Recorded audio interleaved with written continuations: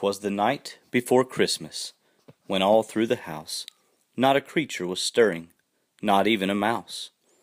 The stockings were hung by the chimney with care, in hopes that St. Nicholas soon would be there. The children were nestled all snug in their beds, while visions of sugar plums danced in their heads. And Mamma in her kerchief, and I in my cap, had just settled down for a long winter's nap, when out on the lawn there arose such a clatter, I sprang from my bed to see what was the matter. Away to the window I flew like a flash, tore open the shutters and threw up the sash.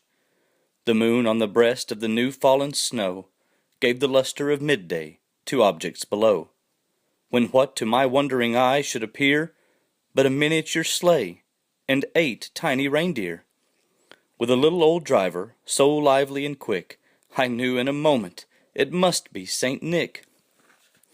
More rapid than eagles his corsairs they came, and he whistled and shouted and called them by name. Now Dasher, now Dancer, now Prancer and Vixen, on Comet, on Cupid, on Donner and Blitzen. To the top of the porch, to the top of the wall, now dash away, dash away, dash away all.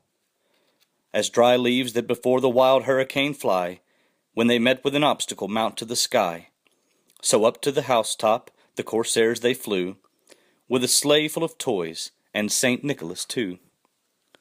And then in a twinkling I heard on the roof the prancing and pawing of each little hoof. As I drew in my head and was turning around, down the chimney St. Nicholas came with a bound. He was dressed all in fur, from his head to his foot, and his clothes were all covered with ashes and soot. A bundle of toys he had flung on his back, and he looked like a peddler just opening his pack. His eyes, how they twinkled, his dimples, how merry. His cheeks were like roses, his nose like a cherry. His droll little mouth was drawn up like a bow, and the beard on his chin was as white as the snow. The stump of a pipe he held tight in his teeth, and the smoke, it encircled his head like a wreath. He had a broad face and a little round belly that shook when he laughed like a bowl full of jelly. He was chubby and plump, a right jolly old elf, and I laughed when I saw him, in spite of myself. A wink of his eye and a twist of his head soon gave me to know I had nothing to dread.